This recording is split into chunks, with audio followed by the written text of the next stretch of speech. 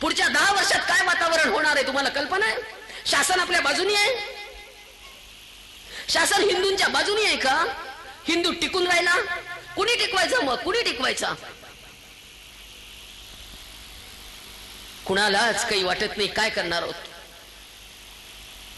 काही वाटत नाही की आपल्या पोरींना आपण कसे वागवतोय.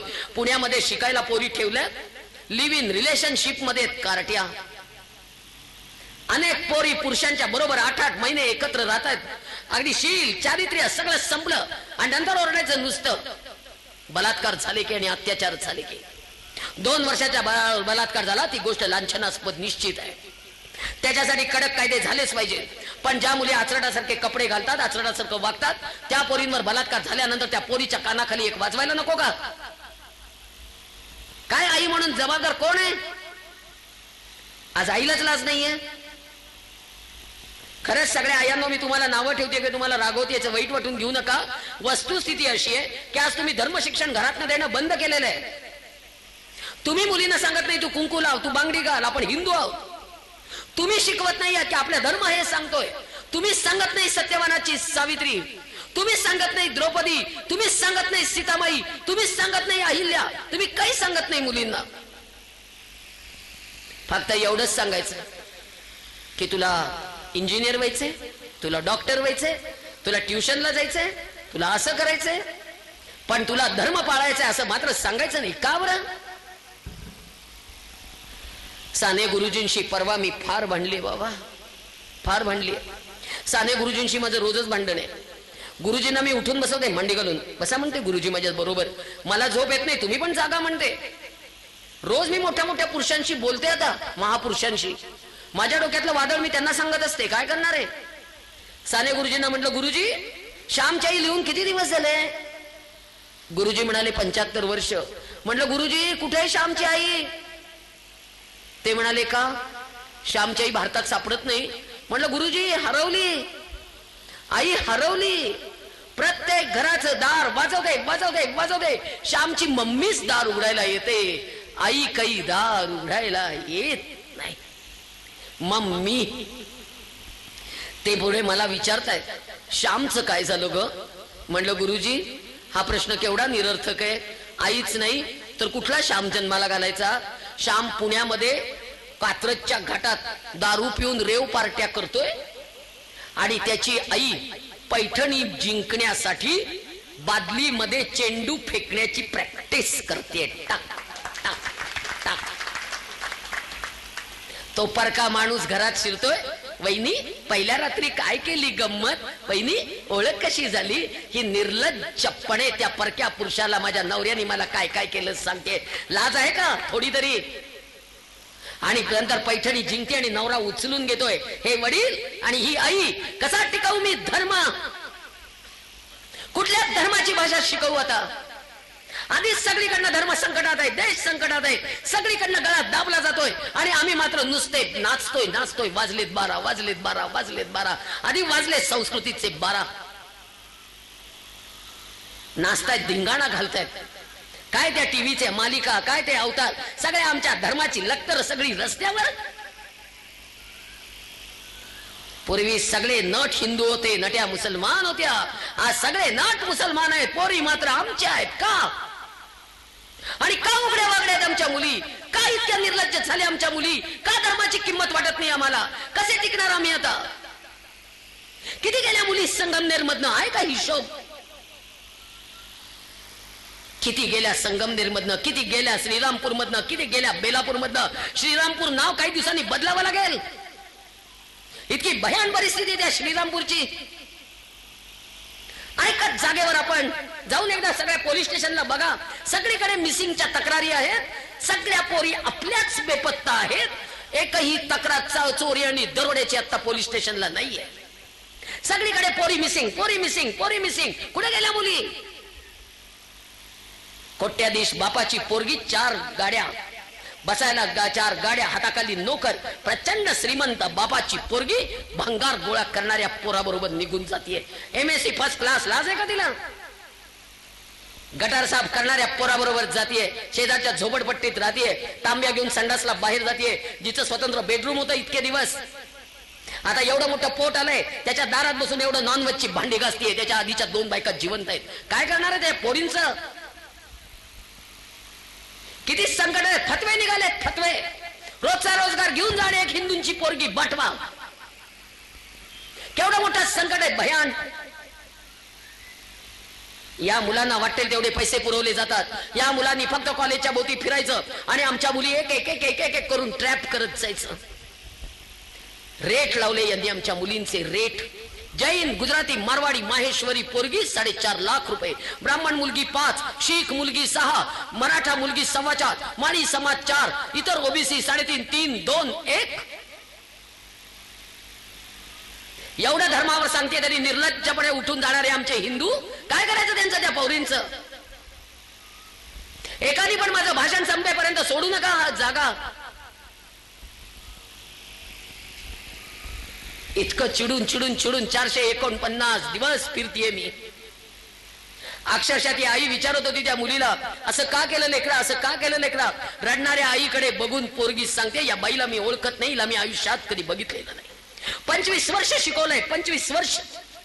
काय करायचं? या पोरींचा प्रतिष्ठा महत्वाची वाटत नाही, धर्म महत्वाचा वाटत नाही, समाज महत्वाचा वाटत नाही, काहीही महत्वाचं वाटत नाही. काय करणार आहोत या मुलींना शिकवून? त्याची तरी उत्तर द्या. आणि सगळ्या मुलींनो, मी तुम्हाला हात जोडून आज विनंती करते, तुम्ही आमचा विश्वास, तुम्ही सांगा मुलींना धर्मराज काय असतो तो. सांगा, वशीकरणाचा इतका जबरदस्त धोका आहे. तुमचा काळ्या जादूवर विश्वास नाहीये, पण माझा आहे. इथं ताईत, मांडीला ताईत, पायाला ताईत, 3-3 ताईत अंगावर लेकराच्या, ताईत काढेपर्यंत पोरगी शिव्या देत होती. ए बेंचोत मादरचोत, हात नाही लगाना. वाटेल त्या शिव्या मी खात होते. आणि ज्या वेळेला अंगावरचे सगळे ताईत काढले, त्यावेळेला पोरगी भानावर आली, ढसाढसा रडत होती. 60 दिवस लागले वशीकरण काढायला. कारण धर्माचं कवच नाहीये, कुठलाही नामजप शिकवला नाहीये, कुठलाही धर्म कवच नाहीये. दुबळ्या मनावर आघात आहेत बाई ते. श्वेता नावाची लग्न झालेली पोरगी गेली, इतकी भयान गेली आहे, सांगितलं तर अंगावर थरकाप होतो, इतकी भयान. तिच्या नवऱ्याचं मेडिकल स्टोअर. आला एक माणूस दुपारी विचारायला की मॅडम हे प्रिस्क्रिप्शन आहे का? ती म्हणाली की नाहीये. अहो म्हणे मालकांना विचारा ना. ती म्हणाली ते जेवायला गेले. एव्हा मोबाईलवर विचारा ना. ती म्हणाली माझ्या मोबाईलला बॅलन्स नाहीये. तर तो म्हणाला की माझी मोबाईल शॉपी आहे, द्या बॅलन्स घालून देतो. ही बावळट दिला त्याला नंबर आणि त्यांनी तिला बॅलन्स घालून दिला 100 रुपयाचा. तिने बॅलन्स घेतला आणि नवऱ्याला विचारलं ते प्रिस्क्रिप्शन आहे का? तो म्हणाला नाही. त्या माणसाला ती म्हणाली नाहीये. तो गेला आणि 8 दिवसांनी त्या मोबाईलला त्याचा फोन आला की मॅडम तुम्ही कुठे आहात? ती म्हणाली की दुकानात. ती म्हणाली मॅडम मला तुम्हाला भेटायचंय. ती म्हणाली मी तुम्हाला ओळखत नाही. असं कसं ओळखत नाही? मोबाईलवर त्या दिवशी 100 रुपयाचा तुम्हाला बॅलन्स घालून दिला ना. ती म्हणाली तू 100 रुपये तुझे घेऊन जा, पण मला फोन करू नको. तर ती म्हणाली मी तुम्हाला फोन कुठे करणार आहे? तुमच्या नवऱ्याला मी सांगितलं की तुम्ही मला फोन करताय.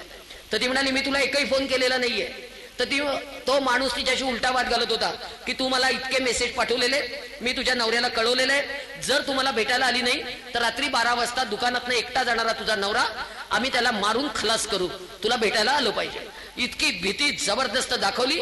शेवटी भेटायला गेली. भेटायला गेल्यानंतर काय पुढे झालं त्या पोरीला आठवत नाही. ती रोज जात राहिली, रोज जात राहिली, रोज लॉजवर नेत राहिला. किती मुलांनी तिच्यावर अत्याचार केला तिला सांगता येत नाही. पोरगी वेडी झाली. घरामध्ये अशी वावरायची की अंगावर काहीतरी भूत बीत समोर आहे का. नवरा घाबरला. त्यावेळेला तिला दिवस राहिले. तिच्या लक्षात ते केव्हा आलं? बाळ 6 महिन्याचं झाल्यानंतर आलेलं आहे. इतक्या भयान परिस्थितीत पोरगी शेवटी वडिलांनी बाळणपणाला नेली. बाळणपण झालं. त्यावेळेला डॉक्टरांनी सांगितलं मानसिक रुग्ण झालेली आहे. भविष्यकारांनी सांगितलं की तिच्यावर वशीकरण झालेलं आहे. प्रचंड प्रयत्न केले आणि आत्ता भानावर आलेली आहे. आणि भानावर आल्यानंतर पहिलं काम केलं की हे बाळ माझ्या पोटातलं नवऱ्याचं नाहीये हे तिने ठामपणे सांगितलं. आणि त्यामुळे आता घटस्फोटाला आलेलं प्रकरण आहे. नवऱ्याच्या पाया पडून सांगितलं ही लव जिहादची केस आहे. नवरा मानायला तयार नाहीये. काय करायचं त्या पोरीचं आता? काय करायचं त्या पोराचं? लग्न झालेल्या बायका जर अशा ट्रॅप व्हायला लागल्या आणि फसवायला लागले तर काय करणार आहोत? कसे टिकणार आहोत? धर्माचं कवच निर्माण करा. हे धर्माचं कवच घट्ट निर्माण करा पोरींच्या भोवती. उद्यापासून सकाळी उठल्यावर एक काम करा. पोरगी झोपेतनं उठली, आंघोळ झाली, की करंगळीच्या शेजारच्या बोटाने तिच्या कपाळावर मधोमध इथे कुंकू लावायचं आईने. 70 40 49 93 93 70 40 49 93 आणि माझा घरचा नंबर मुद्दाम देते. हा लागला नाही तर घरी निरोप ठेवा रामतीर्थकरांजवळ. 0-217 2 60 64 93 2 60 64 93. मी सोलापूरला राहते. सोलापूरला या. अक्कलकोट तुळजापूरला जायला आला तर नक्की या. घराला कुलूप लावायची पद्धत नाही. घर उघडं असतं. राहणाऱ्याला छान आनंदाने राहता येतं. आणि घराला कुलूप गावाला गेलो तरी लावत नाही, कारण घरात चोरीला जाण्यासारखं काहीही नाही. आणि मला मागे वळून बघायची सवय नाही. ते घर देव सांभाळे. तो सांभाळणारा आहे ना. आपण कशाला कुलप लावायची असं माझं मत आहे. त्यामुळे कुठेही कुलूप नाही. कुठेही कुलूप लावायची पद्धत नाही. नक्कीच सगळेजण या. तुळजापूरच्या आईचा जागर. आणि थांबणारे 5 तरुण मुलींनी स्टेजवर या. मी त्यांना कुंकू लावून आशीर्वाद देणार आहे. फक्त 5 जणींनी या. कुणावर बळजबरी करणार नाही. 5च या, कारण का मला पुढचा कार्यक्रम आहे. त्यांचा चिठ्ठी आलेली आहे. फक्त 5 जणींनी या.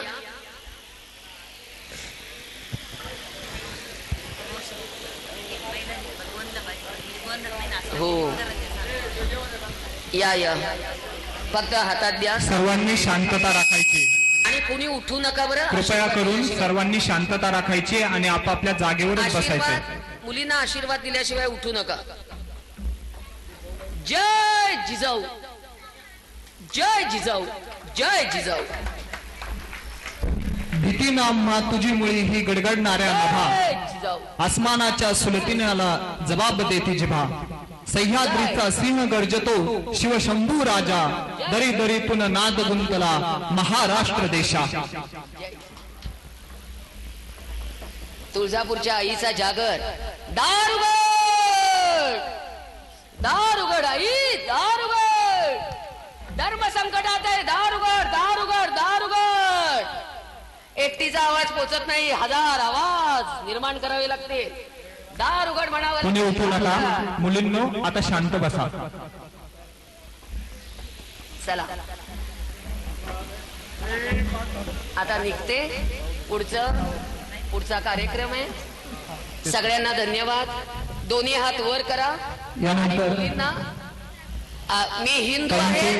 हिंदू म्हणून